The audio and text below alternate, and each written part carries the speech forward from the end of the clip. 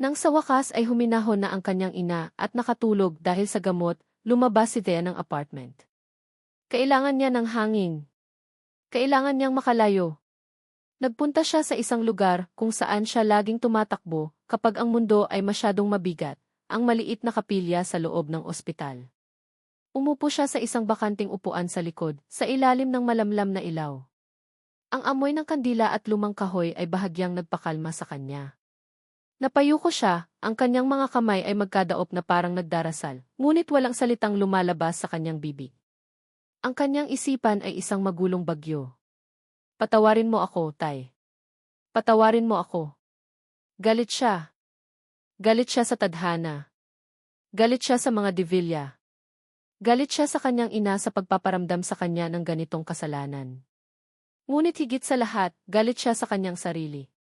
Dahil sa kabila ng lahat ng puot, sa isang maliit, taksil na sulok ng kanyang puso, naroon pa rin ang alaala ng mga mata ni Mars na nakatingin sa kanya sa ilalim ng papalubog na araw.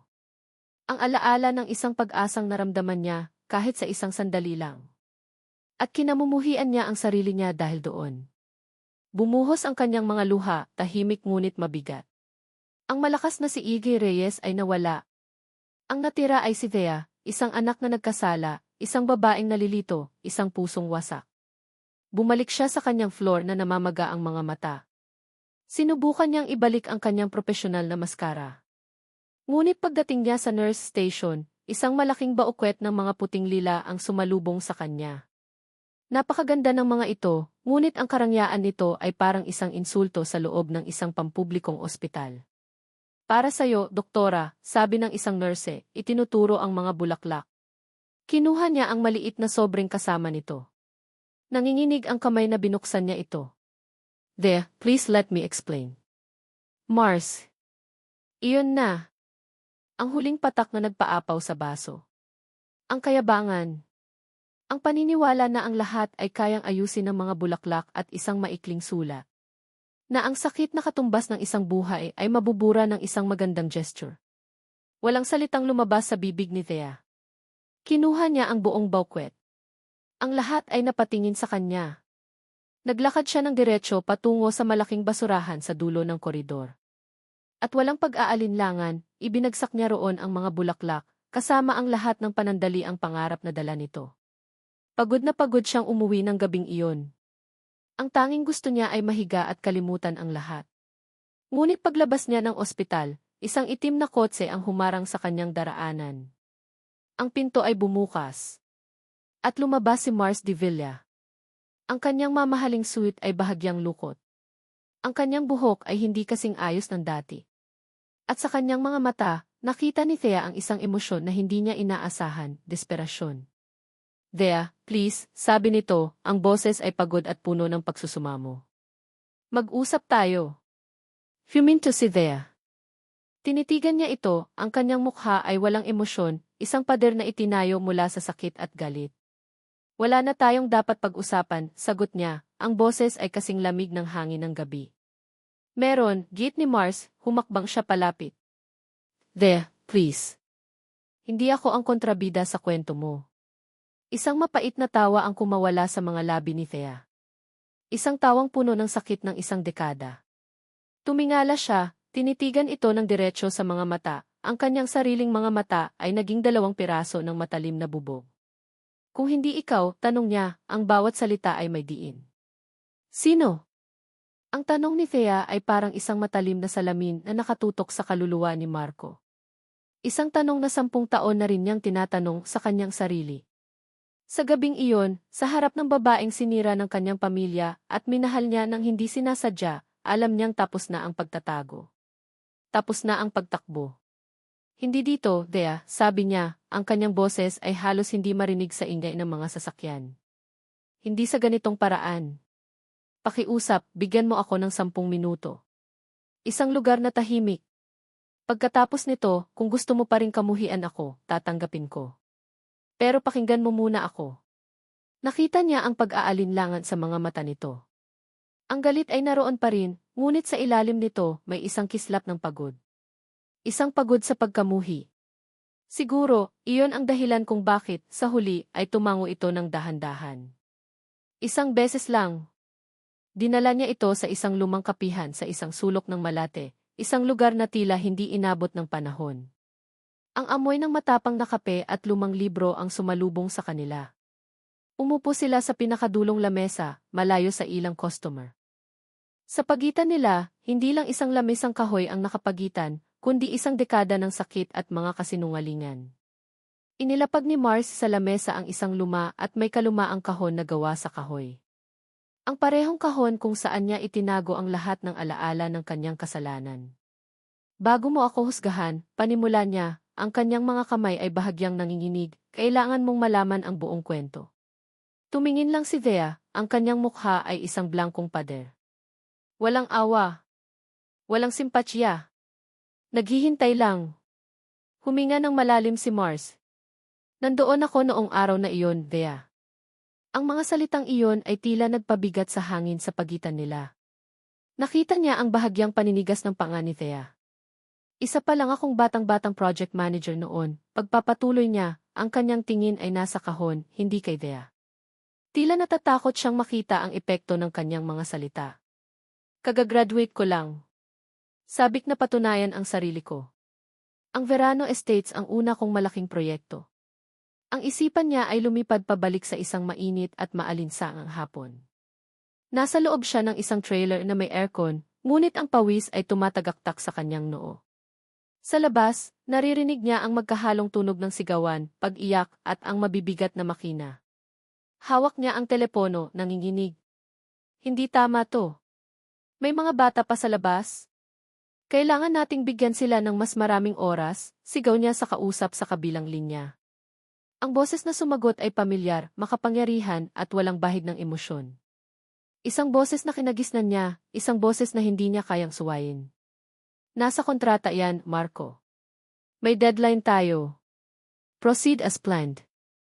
Nagmakaawa ako, bulong ni Marcy, ang kanyang boses ay basag. Nagmakaawa akong bigyan pa sila ng palugit. Sinubukan kong magmungkahi ng mas mataas na relocation fee, ng mas maayos na lilipatan. Ngunit hindi ako pinakinggan. Tumingin siya kay Thea. Akala mo ba ginusto ko ang nangyari? Gabi-gabi, Thea, gabi-gabi sa loob ng 10 taon, nakikita ko ang mukha ng tatay mo.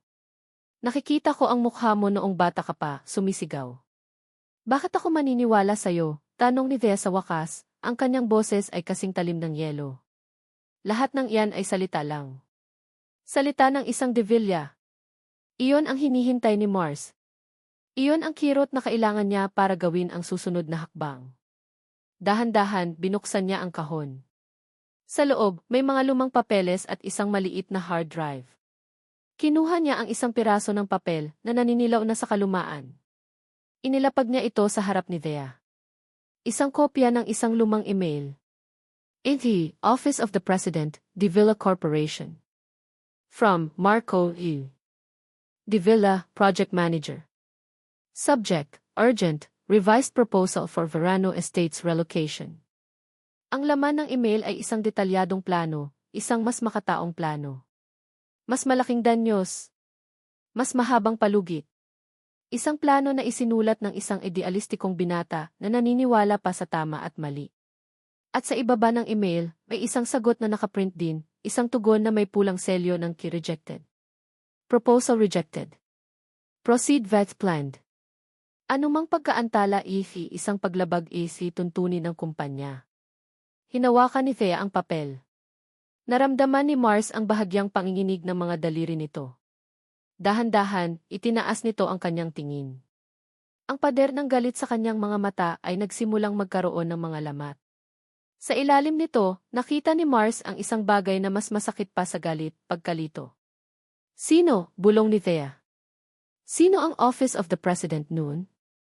Sa sandaling iyon, alam ni Mars na wala ng atrasan. Ito na ang katotohanan. Ang buong katotohanan, gaano man ito kapangit. Noong mga panahong iyon, ang aking ama ay maisakit na, paliwanag niya, ang kanyang boses ay mahina ngunit malinaw.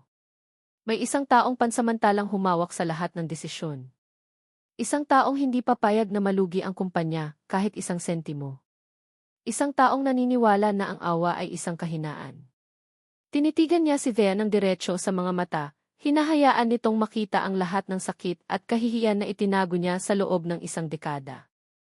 Ang nag-reject ng proposal ko, Dea ang taong nagbigay ng utos na ituloy ang demolisyon, kahit anong mangyari ay ang sarili kong ina. Ang pagkabigla sa mukha ni Thea ay isang tanawing hindi makakalimutan ni Mars habang buhay.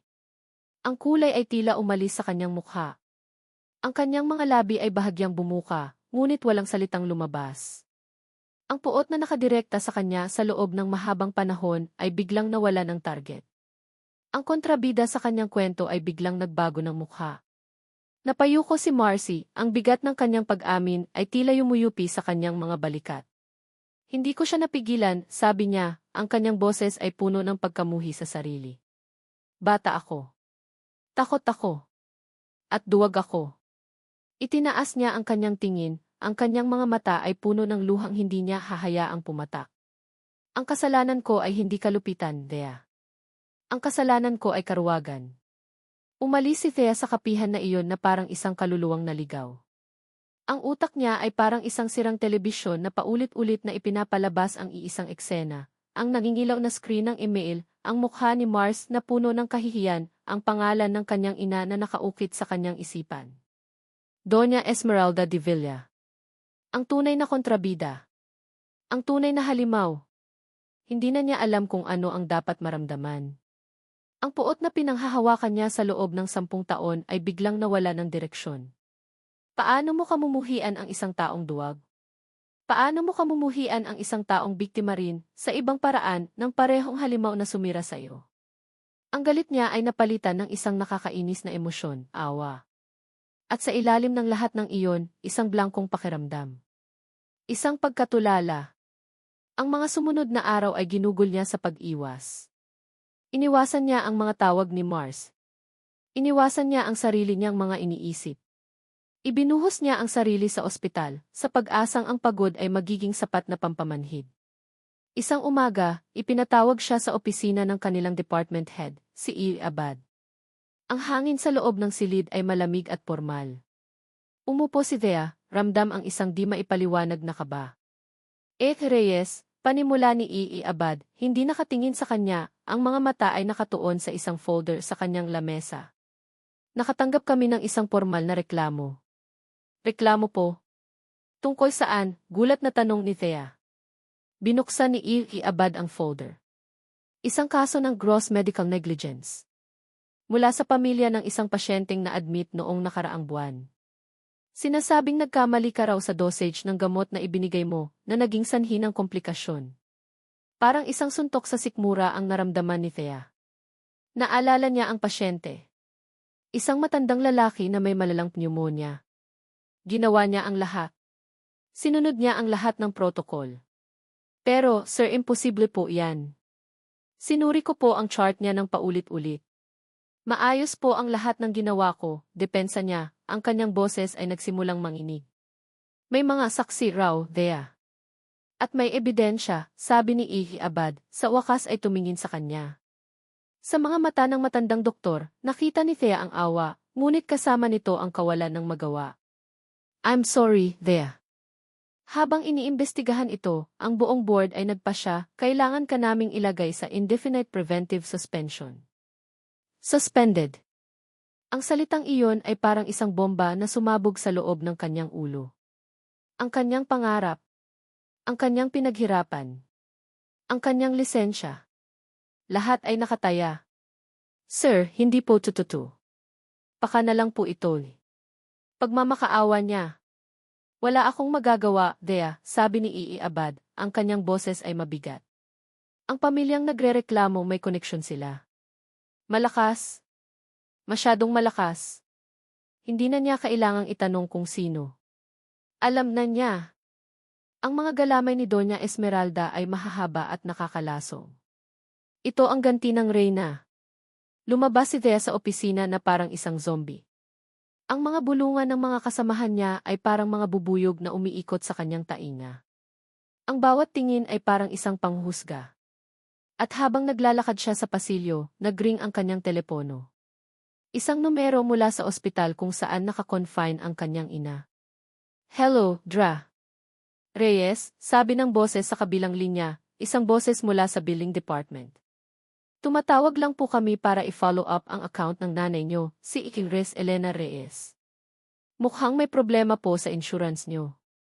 Na-decline po ang coverage niya para sa susunod na mga treatment. Ano? Pero bakit? Maayos ang lahat ng papeles namin. Hindi po namin sigurado, doktora. Ang sabi lang po, policy ineligibility. Kung hindi po ito maaayos, baka kailangan po nating itigil ang kanyang mga therapy session simula sa susunod na linggo. Ang telepono ay halos malaglag mula sa nanginginig niyang kamay. Nawala ng trabaho. Ang kanyang reputasyon ay dinungisan. At ngayon, ang kalusugan ng kanyang ina. Dahan-dahan, sinasakal siya ng mga divilla. Pinapatay siya ng walang dugo. Kawalan ng pag-asa. Iyon ang naramdaman niya. Isang malalim at madilim na hukay na walang katapusan. Para siyang isang langgam na sinusubukang labanan ang isang dambuhala. Anong laban niya? Anong magagawa niya? Wala. Napaupo siya sa isang bangko sa labas ng ospital, hindi alintana ang init ng araw. Ang kanyang isipan ay blanko. Ang kanyang puso ay manhid. Talo na siya. Isang pamilyar na itim na kotse ang huminto sa kanyang harapan. Bumaba si Mars. Ang mukha nito ay puno ng galit at pag-aalala. Tila kakatapos lang nito sa isang matinding pakikipagtalo. Nalaman ko, sabi nito, ang boses ay nagmamadali. Ang ginawa ng nanay ko. I'm so sorry. Aayusin ko to, kakausapin ko siya. Huwag, puto ni Thea, ang kanyang boses ay walang buhay. Anong huwag? Thea, hindi ko hahayaang gawin niya to sa'yo. Dahan-dahang itinaas ni Thea ang kanyang tingin. Tinitigan niya si Mars. Hindi na siya galit. Wala nang put. Wala na. Tanging isang nakakapanghina na pagtanggap sa katotohanan. Si Mars. Ang kanyang paglapit kay Mars ang nagsimula ng lahat ng ito. Ang kanyang presensya sa buhay ni Mars ang nag-udyok sa Reyna na ilabas ang kanyang mga pangil. Si Mars ang mitsa. Siya ang lason. Kahit hindi niya ginusto. Kahit hindi niya kasalanan. Ang pagiging isang divilla niya ay isang sumpa na dumidikit sa lahat ng kanyang hinahawakan. Hindi mo ba nakikita, tanong ni Thea, ang kanyang boses ay isang mahinang bulong. Habang nandyan ka, hindi siya titigil. Habang konektado ako sa'yo, sa pamilya mo, lalo lang niyang sisirain ang buhay ko. Ang buhay ng nanay ko. Tumayo siya. Hinarap niya si Mars sa huling pagkakataon. Nakita niya ang sakit at pagkabigo sa mga mata nito. Ngunit hindi na iyon mahalaga. Ang mahalaga na lang ay ang mabuhay. Ang iligtas kung ano pa ang natitira sa kanila.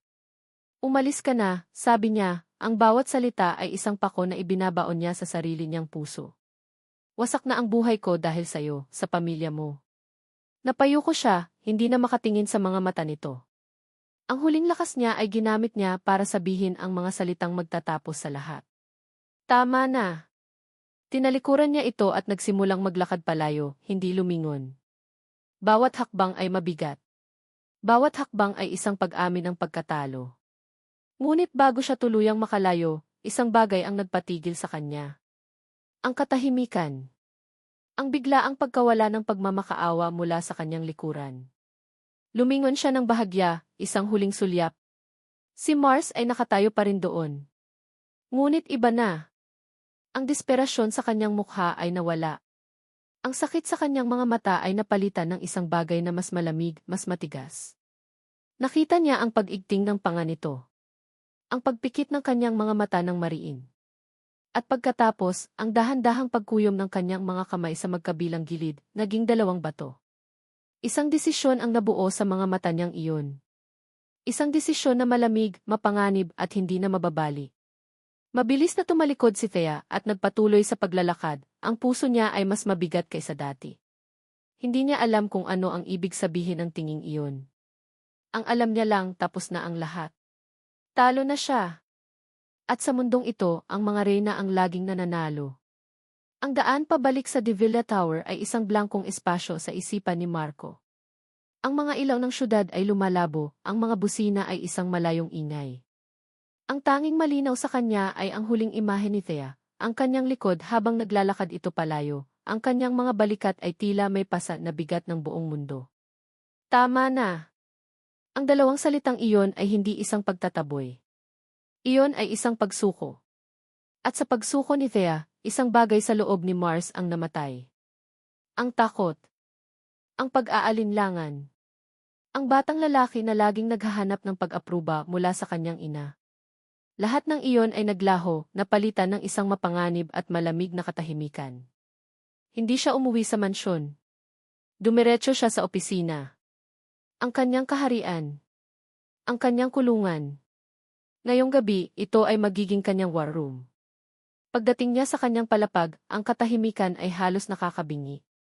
Sinalubong siya ng sarili niyang refleksyon sa salaming pader, isang lalaking nakasuot ng mamahaling damit, ngunit may mga matang pagod na sa pagkukunwari.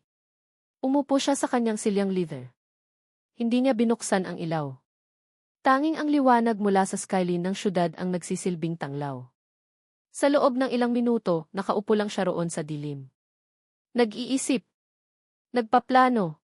Pagkatapos, tumayo siya at nagsimulang kumilos ng may determinasyon. Ang unang ginawa niya ay buksan ang kanyang personal vault na nakatago sa likod ng isang painting. Mula roon, kinuha niya ang lahat, ang mga lumang hard drive, ang mga beat stick, ang mga folder na may markang T confidential na itinago niya sa loob ng maraming taon. Ang mga anino ng kanyang kahapon. Sa buong magdamag, ang tanging maririnig sa ika-40 palapag ng De Villa Tower ay ang ritmikong tunog ng isang printer. Isa-isa niyang inimprenta ang lahat. Ang bawat email. Ang bawat financial statement na nagpapakita ng mga kaduda-dudang transaksyon. Ang mga orihinal na blueprint ng Verano Estates, kasama ang mga testimonya ng mga residente na pinilit palayasin. Ang mga medical records ng kanyang ama na magpapatunay na hindi na ito ang may kontrol sa kumpanya noong mga panahong iyon. Lahat ng armas na kailangan niya para sirain ang isang reyna. Para sirain ang sarili niyang ina. Kinabukasan, bago pa man sumikat ang araw, nakipagkita siya sa isang tao sa isang tahimik na lugar. Si Attorney Sandoval, isang matandang abogadong naging kaibigan ng kanyang ama, isang taong mas pinahahalagahan ang hustisya kaysa sa pangalan. Inilatag ni Marcy sa mesa ang isang makapal na folder, ang bunga ng kanyang trabaho sa buong magdamag. Tiningnan ito ni Atty. Sandoval pagkatapos ay tumingin sa mga mata ni Mars. Sigurado ka na ba rito, iho? Kapag ginawa mo to, wala nang balikan. Matagal na po dapat itong ginawa, sagot ni Marcy. Ang kanyang boses ay kalmado at walang bahid ng pag-aalinlangan. Kailangan ko lang pong siguruhin na ang lahat ng mga biktima, lalo na ang pamilya Reyes, ay makakatanggap ng tamang kompensasyon. At kailangan kong may maghanda para sa isang preskon bukas. Tumango ang matandang abogado, may lungkot at paghanga sa kanyang mga mata. Masusunod. May isang bagay ka palang kailangang malaman. Sa sandaling gawin mo ito, itatakwil ka ng iyong ina. Mawawala sa iyo ang lahat, ang posisyon mo, ang mana mo, ang pangalan mo. Matagal nang nawala ang lahat ng iyan, attorney, sabi ni Marcy, isang mapait na ngiti ang sumilay sa kanyang mga labi. Binabawi ko lang kung ano ang natitira sa aking kaluluwa. Bumalik siya sa kanyang opisina na tila may nabawas na mabigat na bagay sa kanyang mga balikat. Ngunit may isang bagay pa siyang kailangang gawin. Isang huling hakbang. Sa kanyang lamesa, may isang nakakwadrong litrato. Isang litrato ng pamilya De Villa maraming taon na ang nakalipas. Ang kanyang ama, nakangiti at malakas pa. Siya, isang batang lalaki na may malaking pangarap. At ang kanyang ina, nakangiti rin, ngunit ang mga mata ay mayroon ng kislap ng ambisyon na kalaunan ay lalamon sa kanilang lahat. Kinuha niya ang litrato. Hinaplos niya ang mukha ng kanyang ama. Pagkatapos ang mukha ng kanyang ina. Isang luha ang pumatak mula sa kanyang mata, isang luha hindi ng pagsisisi, kundi ng pamamaalam. Itinayo niyang muli ang litrato, ngunit nakaharap na ito sa pader. Umupo siya sa harap ng kanyang computer at nagsimulang mag-type. Isang email. Isang huling liham para kay Thea. Hindi ito isang liham ng pagmamakaawa. Hindi ito isang liham na humihingi ng tawad o pangalawang pagkakataon. Ito ay isang ulat. Isang pahayag. Ang kanyang huling baraha. N.A. Alvea Reyes, @email.com. From Marco De Villa @devillacorp.com. Subject, ang katotohanan. The. Sinabi mong wasak na ang buhay mo dahil sa pamilya ko. At tama ka. Wala akong karapatang humingi ng tawad dahil walang salita ang makakapantay sa sakit na idinulot namin sa inyo. Hindi ko nahihilinging pakinggan mo ako. Sa halip, nais kong makita mo. Sa email na ito, nakalakip ang lahat. Ang bawat ebidensya. Ang bawat kasinungalingan. Ang bawat kasalanang itinago sa loob ng isang dekada. Ito ang buong katotohanan. Bukas, malalaman ng buong mundo ang katotohanan ito. Hindi ko ito ginagawa para patawarin mo ako. Dahil alam kong imposible na iyon. Hindi ko rin ito ginagawa para balikan mo ako. Dahil alam kong hindi na ako karapat-dapat.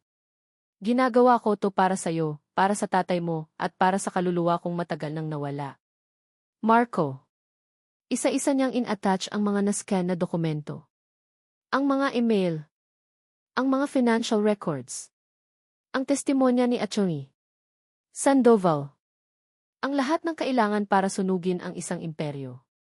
Tinitigan niya ang key send i-button sa loob ng 1 minuto. Isang hiningang malalim. Pagkatapos, isang pag-click. Naiwan siyang nakatitig sa screen sa salitang message sent. Ang huling baraha ay nailapag na. Ang laro ay malapit nang matapos. Sa kanyang maliit na apartment, narinig ni Thea ang tunog ng isang email notification mula sa kanyang laptop. Hindi niya ito pinansin. Marahil ay isa na namang spam o anunsyo mula sa ospital. Ngunit makalipas ang ilang sandali dahil sa kung anong kutob, binuksan niya ito. Nakita niya ang pangalan ng nagpadala, Marco de Villa. Nangunot ang kanyang noo. Akala niya ay tapos na sila. Buburahin na sana niya ito nang mabasa niya ang subject, ang katotohanan. Dahil sa kuryosidad, binuksan niya ang email. Binasa niya ang maikling mensahe. At pagkatapos, nakita niya ang mga attachment. Dose-dose ng mga file. Nanginginig ang kamay, nag-click siya sa unang file. Isang na-scan na dokumento. Pagkatapos ay sa isa pa. At isa pa. Habang binabasa niya ang mga ito, nanlalaki ang kanyang mga mata. Ang kanyang paghinga ay bumibilis. Ang mga piraso ng puzzle na matagal nang nakakalat ay biglang nagkabit-kabit, bumubuo ng isang larawang mas malaki at mas nakakatakot kaysa sa kanyang inaakala. Ang kanyang pagkalito ay napalitan ng pagkabigla. Ang kanyang pagkabigla ay napalitan ng hindi niya alam. Binalikan niya ang huling pangungusap sa email ni Mars. Binasa niya ito ng paulit-ulit, ang mga salita ay tumatatak sa kanyang isipan na parang isang mainit na bakal. Bukas, malalaman ng buong mundo ang katotohanan. Ginagawa ko to para sa'yo, para sa tatay mo, at para sa kaluluwa kong matagal nang nawala. Walang tulog. Iyan ang estado ni Thea. Sa sahig ng kanyang maliit na sala, nakakalat ang mga naimprentang papel mula sa email ni Marcy, parang mga puting abo mula sa isang nasunog na nakaraan. Ang bawat pahina ay isang patunay. Ang bawat salita ay isang dagdag na bigat sa katotohanang unti-unting lumulunod sa kanya. Hindi na siya galit. Ang galit ay isang simpleng emosyon para sa isang sitwasyong ganito kakomplikado. Ang nararamdaman niya ay isang nakakabinging katahimikan sa loob ng kanyang isipan, kung saan ang lahat ng kanyang pinaniniwalaan sa loob ng 10 taon ay gumuho sa loob lamang ng isang gabi. Si Mars isinakripisyo ang lahat. Hindi para linisin ang pangalan niya, kundi para bigyan ng hustisya ang mga taong sinira nila. Kasama na roon ang kanyang ama. Kasama na roon siya. Ang tunog ng balita mula sa telebisyon ng kapitbahay ang pumutol sa kanyang pag-iisip. Isang biglaang press conference ang ipinatawag ng De Villa Corporation ngayong umaga, inaasahang may malaking anunsyo mula sa SE nitong si Marco de Villa. Napatingin si Thea sa orasan. Ngayon na. Isang tanong ang umikot sa kanyang isipan. Ano ang gagawin niya? Manonood na lang ba siya sa telebisyon habang ang isang tao ay sinisira ang sarili nitong buhay para sa kanya? Upo na lang ba siya at hahayaang mangyari ang lahat? Ang lumang Thea, ang Thea na puno ng puot, ay marahil gagawin iyon. Sasabihing buti nga. Sasabihing nararapat lang yan. Ngunit ang Thea ang nakaupo sa sahig ngayon, napapaligiran ng katotohanan, ay iba na. Hindi na ito tungkol sa paghihiganti. Ito ay naging tungkol sa isang bagay na mas malaki. Katarungan. at pagbabago. Tumayo siya. Mabilis siyang nagbihis. Isang simpleng blusa at pantalon. Walang kolorite. Walang pagkukunwari. Habang nagmamadali siyang lumabas ng pinto, hindi niya alam kung saan siya pupunta. Ngunit ang kanyang mga paa ay may sariling isip.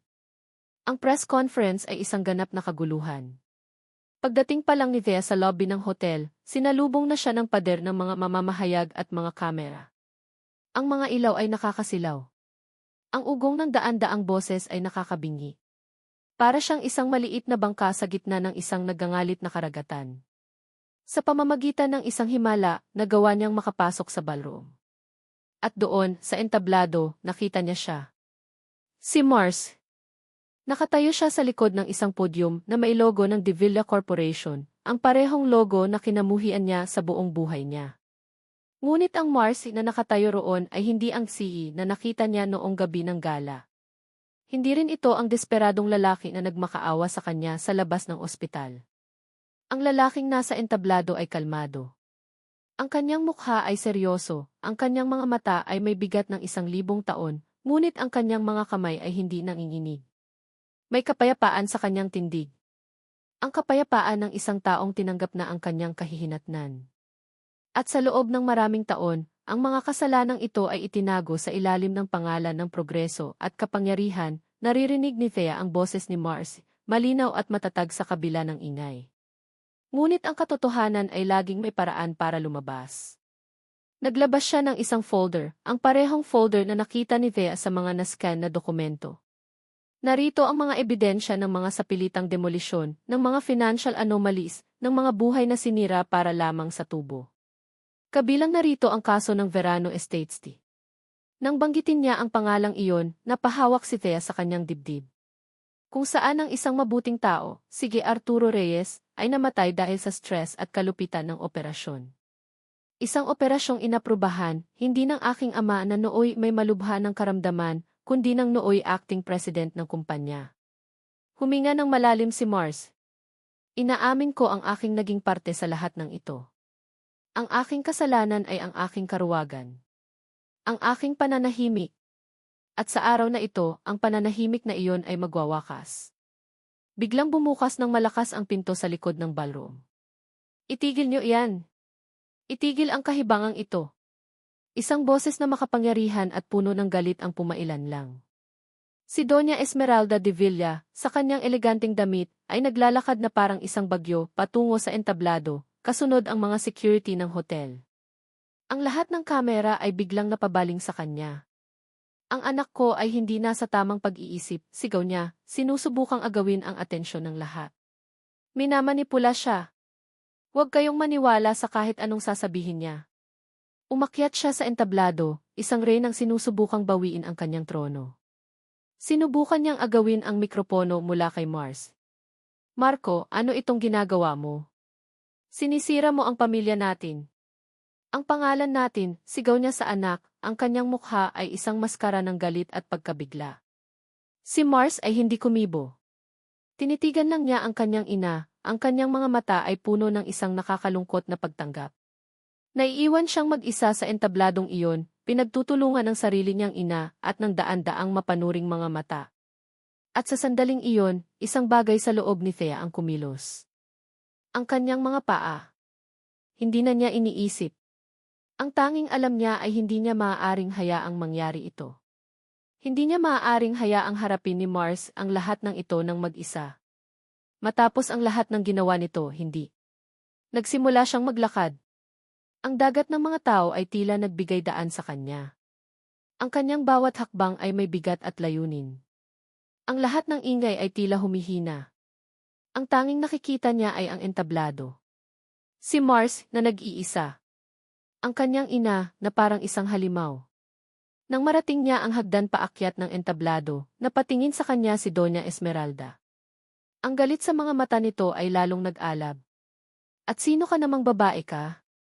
Hindi pinansin ni Thea ang Donya. Nagpatuloy siya sa paglalakad hanggang sa makarating siya sa tabi ni Mars. Hindi siya nagsalita. Hindi niya kinuha ang mikropono. Sa halip, sa harap ng lahat, sa harap ng mga kumikislap na kamera, sa harap ng buong mundo, ginawa niya ang isang bagay na simple, ngunit mas makapangyarihan. Hinawakan niya ang kamay ni Mars. Naramdaman niya ang pagkagulat nito. Ang bahagyang panginginig ng kamay nito sa loob ng palad niya.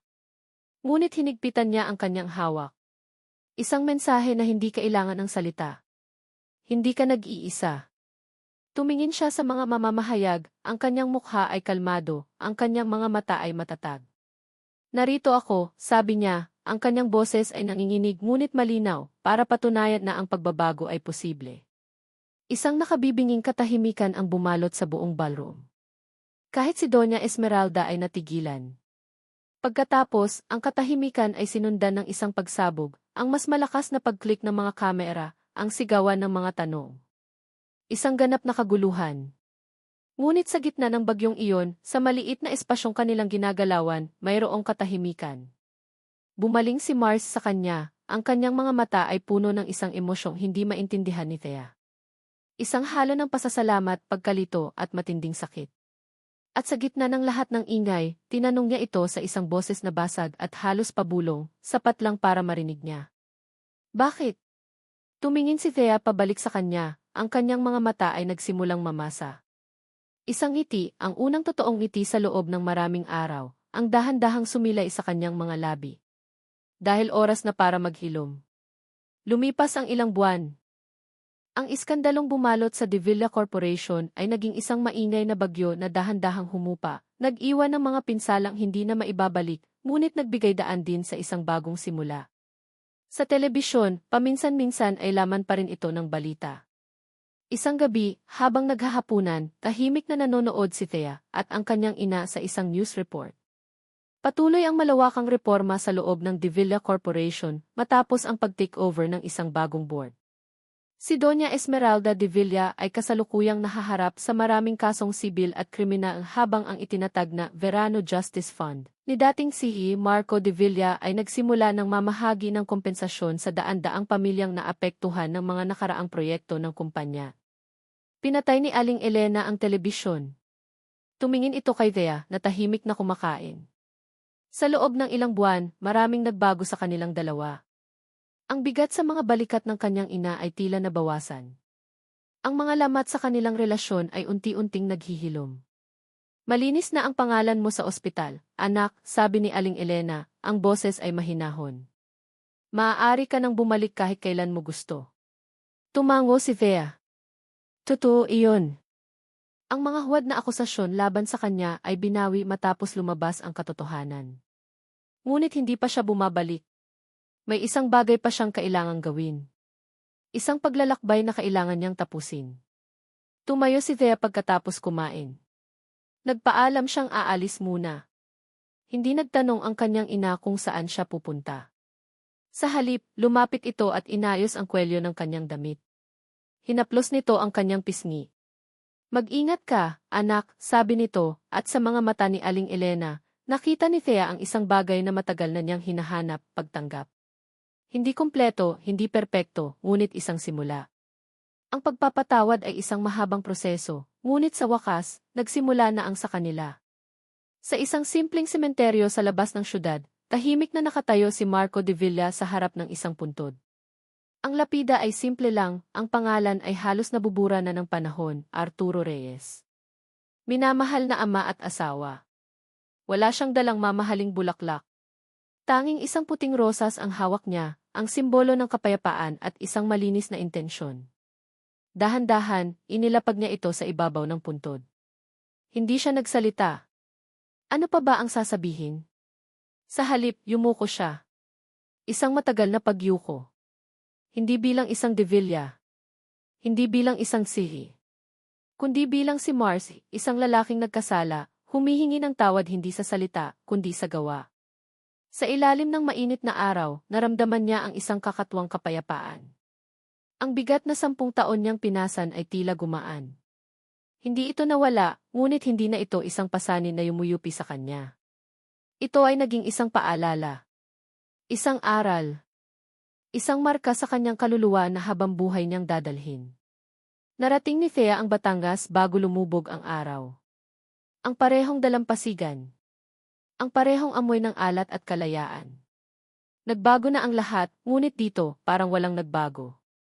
Nakita niya siya. Nakaupo sa isang lumang bangkang nakasadsad sa buhangin, ang parehong bangka kung saan sila unang nag-usap. Nakatanaw ito sa dagat. Hindi na ito nakasuot ng mamahaling suit o mga leather shoes.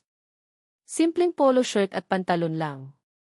Ngunit sa pagiging simple nito, mas nakita ni Thea ang tunay na siya. Naglakad siya palapit. Narinig nito ang kanyang mga yapak sa buhangin at lumingon. Walang pagkagulat sa mga mata ni Mars. Tanging isang mahinahong pagtanggap na para bang alam niyang darating siya. Isang maliit na ngiti ang sumilay sa kanyang mga labi. Umupo si Thea sa tabi niya. Sa loob ng ilang minuto, walang nagsalita.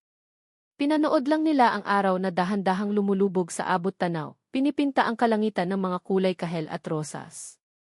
Ang ganda pa rin dito, basag ni Thea sa katahimikan. Sagot ni Mars. Dito, pakiramdam ko humihinga ako ulit. Hindi na nila kailangang pag-usapan ang nakaraan. Ang mga salita ay nasabi na. Ang mga desisyon ay nagawa na. Ang sakit ay naroon pa rin, marahil ay hindi na mawawala, ngunit hindi na ito isang pader sa pagitan nila. Ito na ngayon ay isang tulay, isang paalala ng lahat ng kanilang pinagdaanan para marating ang sandaling ito. May kinuha si Mars mula sa kanyang bulsa. Isang pamilyar na bagay. Ang kabibe. Iniabot niya ito kay Thea. Kinuha niya ito, ang palad niya ay bahagyang dumampi sa palad nito. Ang parehong kuryente. Ang parehong init. Akala ko, nawala mo na to, sabi ni Thea, nakangiti. Paano ko iwawala? Sagot ni Marcy, ang kanyang mga mata ay nakatitig sa kanya, puno ng isang emosyong matagal na niyang hindi nakikita, pag-asa. Ito na lang ang natira sa akin noon. Isinara ni Thea ang kanyang palad, yakap ang kabibe. Tumingin siya kay Mars. Hindi na ang sihi na may kasalanan. Hindi na ang anak ng kanyang kaaway. Kundi si Marcy lang. At sa mga mata nito, nakita niya ang kanyang sarili. Hindi na ang doktor ang puno ng puot. Hindi na ang anak na naghahanap ng hustisya. Kundi si Thea lang. Tumayo sila at nagsimulang maglakad sa dalampasigan, ang kanilang mga balikat ay halos magkadikit. Ang mga alon ay payapang humahalik sa kanilang mga paa, na para bang binubura ang mga bakas ng nakaraan. Sa dalampasigan kung saan nagsimula ang lahat, isang bagong kabanata ang isinulat. Hindi na ito kwento ng paghihiganti, kundi ng pagpapatawad. Hindi na ito kwento ng isang sihi at isang doktora, kundi ng dalawang pusong natutong tumibok muli ng sabay. At dito nagtatapos ang kwento ng dalawang pusong natutong maghilom at muling tumibok ng sabay. Mula sa kaibuturan ng aking puso, maraming salamat sa inyong walang sawang pagsama at pakikinig sa paglalakbay ni Thea at Marco. Ang bawat minuto na inilaan ninyo, ang bawat emosyon na ibinahagi ninyo sa kanilang kwento, ay isang karangalang hindi ko malilimutan. Ang pagsulat sa kwento ni Thea at Mars ay isa ring paglalakbay para sa akin. May mga pagkakataong nadala ako sa kanilang sakit, sa bigat ng kanilang mga pasanin, sa kanilang galit at lalo na, sa kanilang pag-asa. Dahil sa huli, ang kanilang kwento ay isang paalala sa ating lahat. Sapagkat, ano nga ba ang tunay na pag-ibig? Hindi lamang ito kilig sa unang tagpo o pait sa mga pagsubok. Ang tunay na pag-ibig, tulad ng ipinakita nila, ay isang desisyon. Isang desisyong magpatawad kahit gaano kabigat ang kasalanan. Isang desisyong magtiwala muli kahit wasak na ang puso. At higit sa lahat, isang desisyong umasa, kahit na ang lahat sa paligid mo ay nagsasabing sumuko ka na. Sana'y may naiwan na aral at inspirasyon sa inyo ang kanilang kwento. Ngayon, nais ko namang marinig ang inyong tinig. Inaanyayahan ko kayong iwan ang inyong mga saloobin sa comment section sa ibaba. Ano ang pinakapaborito ninyong eksena? Anong aral ang pinakapumatak sa inyong puso? Ang inyong mga komento ang nagsisilbing ilaw at lakas ko para magpatuloy sa paglikha ng mga kwentong tatatak sa ating lahat. Hanggang sa ating muling pagkikita sa susunod na kwento. Ang inyong lingkod at tagapagsalaysay.